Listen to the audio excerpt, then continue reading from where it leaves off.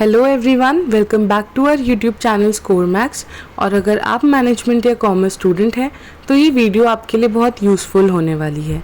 आज की इस वीडियो में हम डिस्कस करेंगे theory of bureaucracy developed by Max Weber. So let's start this video with the meaning of bureaucracy. So ये जो वर्ड है ब्यूरोक्रेसी, इस वर्ड को इन्वेंट किया था विंसेंट डे गॉर्ने ने, जो कि एक फ्रेंच इकोनॉमिस्ट थे इन 1745। सो ब्यूरो का मतलब होता है राइटिंग टेबल एंड ऑफिस, और क्रेसी का मतलब होता है रूल। सो जब हम इन वर्ड को कंबाइन कर देते हैं bureaucracy, it becomes rule of officials. Karl Marx ने भी ब्यूरोक्रेसी वर्ड को डिस्कस किया है।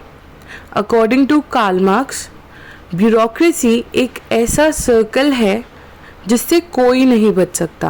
The bureaucracy is a circle which no one can escape. Its hierarchy is a hierarchy of knowledge. So अब यहाँ पर हम समझ लेते हैं कि ये हायरार्की मतलब क्या होता है। सो हायरार्की बेसिकली कुछ लेवल्स होते हैं, फ्रॉम लोएस्ट टू हाईएस्ट। सो उन्होंने बोला है कि जैसे जैसे हम इन लेवल्स में ऊपर जाते हैं, इसका मतलब क्या है कि हमारी जो नॉलेज है वो भी क्या होती रहती है, इंक्रीज होती जाती है। So this is a hierarchy of knowledge. Now let's start a brief introduction of max weber. He was a German scientist and he was born on 21st April 1864 and he died on 14 June 1920. He was a German sociologist, historian, jurist and political economist. His major writings are The Theory of Economic and Social Organizations, General Economic History, Protestant Ethic and Spirit of Capitalism. He studied law from University of Heidelberg. Then he joined University of Berlin as instructor in law.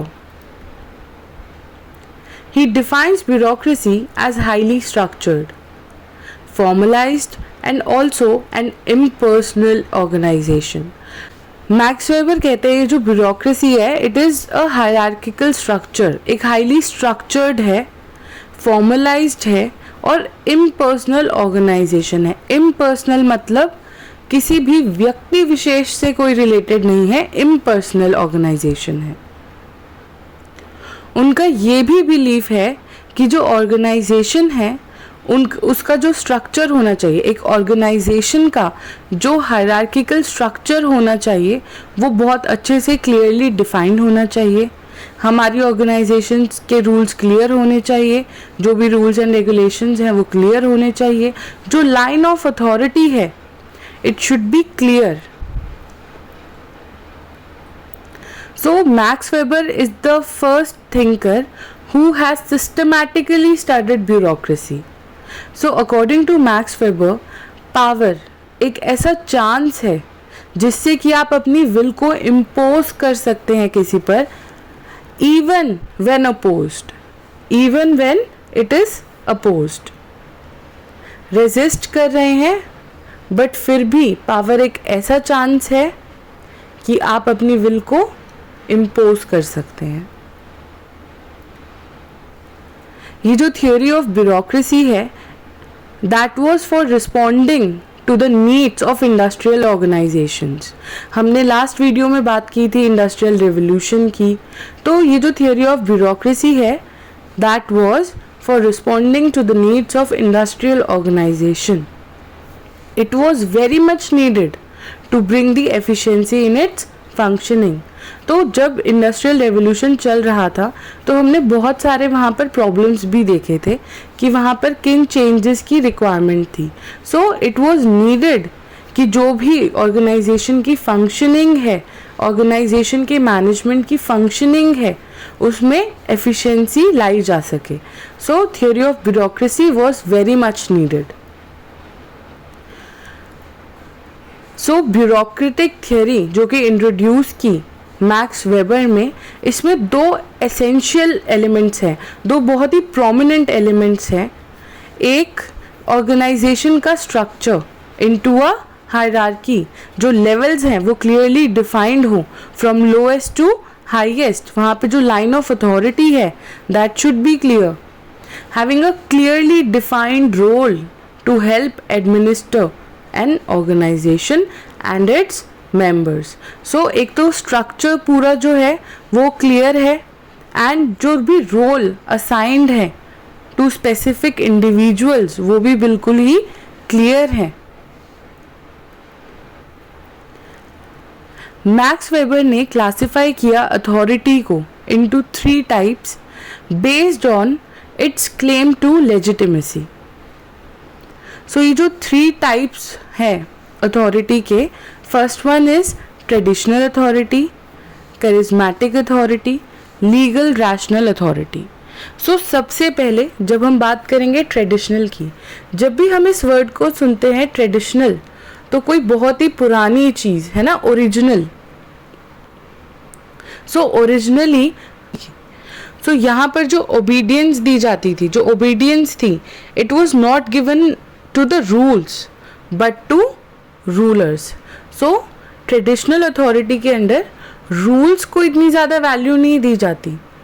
जो ruler हैं, जो rulers हैं, उनकी value है. अगर हम traditional authority को समझना चाहें तो जब हम बात कर रहे हैं रूलर्स की, तो यहाँ पे राजा महाराजा जो शासक होते थे उनकी ज़्यादा वैल्यू होती थी रेदर देन रूल्स, क्योंकि रूल्स कौन बनाता था? रूलर्स. सो वहाँ पर जो ओबीडियंस थी, वहाँ पर it was not given to the rules but to the rulers. और जो न्यू रूल्स थे वो इनैक्ट नहीं होते थे, they were found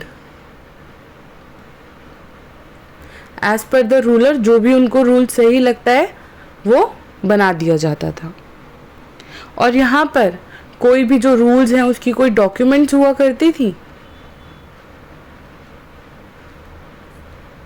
So the only document in the administration of law is the documents of tradition.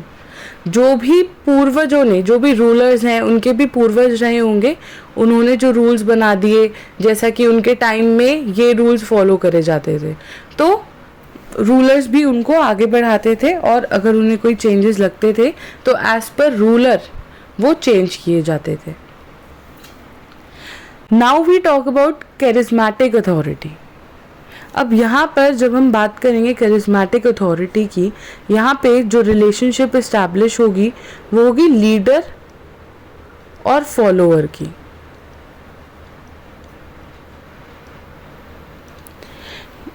It rest on the devotion to the specific person. यहाँ पर जो लीडर होंगे वो होंगे on the basis of heroism, या कोई exemplary character है, कोई ऐसा पर्सन जो कि उन्होंने, मतलब सब उनको फॉलो करते हैं, उनके पास अथॉरिटी होगी, उनके पास पावर होगी. यहाँ पे जो लीडर हैं they exercise authority based on the person's qualities rather than formal stipulation. यहाँ पर वो फॉर्मली असाइन नहीं हुए हैं, बट उनकी जो पर्सनल क्वालिटीज़ हैं, तो वो जो पावर उन्हें मिली हुई है, जो अथॉरिटी उन्हें मिली हुई है, that is on the base of their personal qualities. That is not based on any formal stipulation or any prescribed norms, regulations. It is on the basis of their personal qualities. उनके पास power है, authority है, जिसकी अभी हमने बात की. That was completely on the basis of the personal charisma.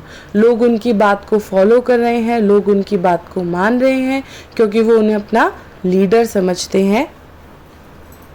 उनके पास जो पावर है, जो अथॉरिटी है, क्योंकि लोग उन्हें फॉलो कर रहे हैं और करना चाहते हैं. The next type of authority is legal rational authority. अब legal is law and rational, it is based on knowledge.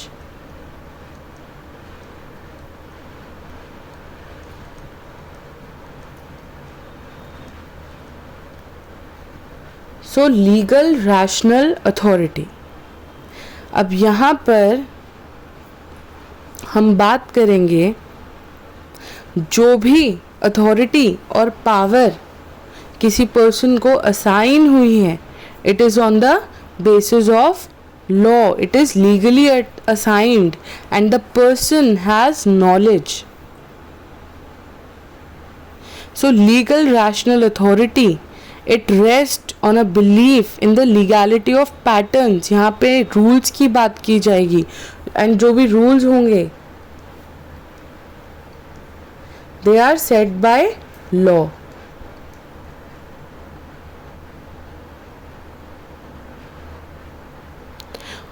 अब यहाँ पर जो ओबीडियंस होगी that is owed to the legally established impersonal order. Impersonal order is it is not related to any person but only the post. जो उस इंसान की post है, जो उस इंसान का लेवल है, उस लेवल पर on the basis of knowledge उनको वो पावर मिली है, उनको वो अथॉरिटी मिली है. सो उस पोस्ट की वजह से वो अपनी पावर को, अपनी अथॉरिटी को एक्सरसाइज कर पाएंगे. एंड यहाँ पर जो लोग हैं, जो लेवल पर हैं, वो अपनी अथॉरिटी को, अपनी कमांड को एक्सरसाइज कर पाएंगे only by the virtue of the formal legality of their command, because they are authorized, they are formally authorized, legally authorized to give commands. And the power they have it only within the scope of the authority of the office.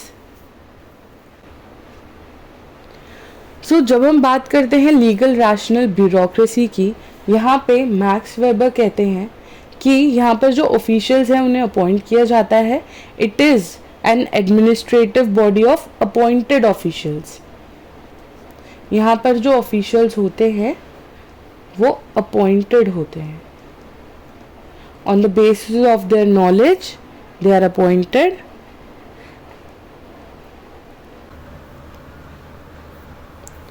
Legal rational bureaucracy में हम कह सकते हैं कि जो भी official work होता है that is separated from the private affairs of the officials. Office का वर्क एंड जो उनके प्राइवेट अफेयर्स होते हैं, उनका प्राइवेट काम, they are separated, they are strictly separated. And जो ऑफिशियल रेवेन्यू होती है,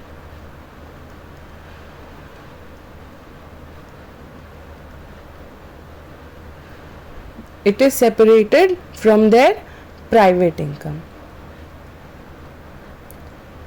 सो मान लीजिए जो भी स्कूल में फीस जाती है, तो अगर प्रिंसिपल चाहे तो वो अपने प्राइवेट खर्चों के लिए, प्राइवेट एक्सपेंसेस के लिए उसको यूज़ नहीं कर सकती. जो भी ऑफिशियल्स होते हैं they can use their private income for the private expenses.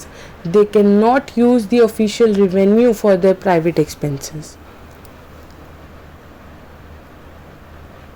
And जो भी offices officials को मिलते हैं, अब यहाँ पर क्योंकि हमने स्कूल का एग्जाम्पल लिया है तो हम प्रिंसिपल की बात कर रहे हैं, जबकि अगर हम किसी ऑफिस की बात करें तो CEO हो गए.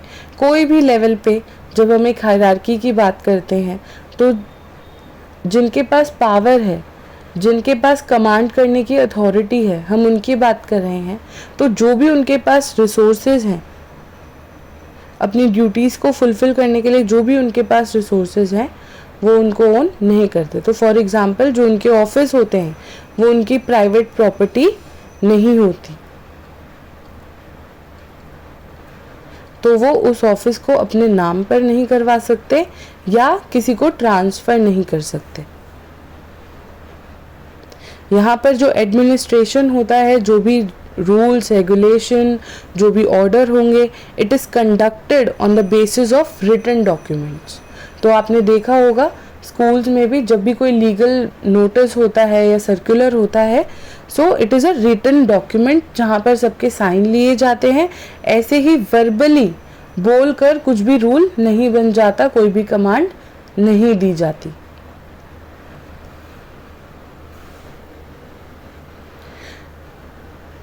Now let's discuss the principles of management, the theory developed by Max Weber.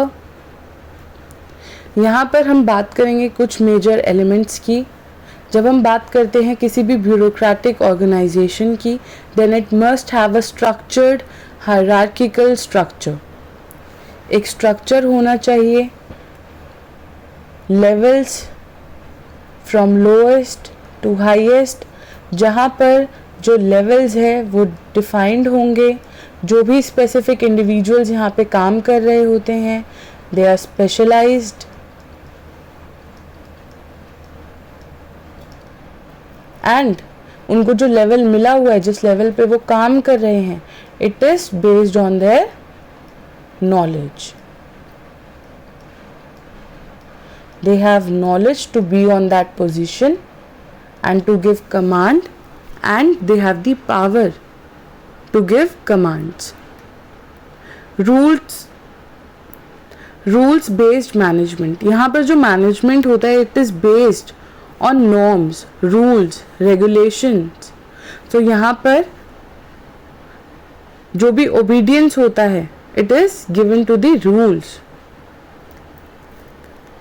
Organisation of functional specialities, यहाँ पे जो ऑर्गेनाइजेशन में जो भी स्पेसिफिक इंडिविजुअल्स काम कर रहे हैं, जो भी ड्यूटीज़ उनको असाइन है, जो भी फंक्शंस वो परफॉर्म करेंगे, they are specialised in it.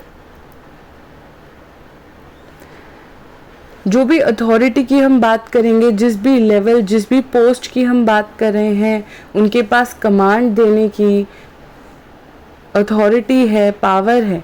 So it is impersonal. ये किसी व्यक्ति विशेष की वजह से नहीं होता, क्योंकि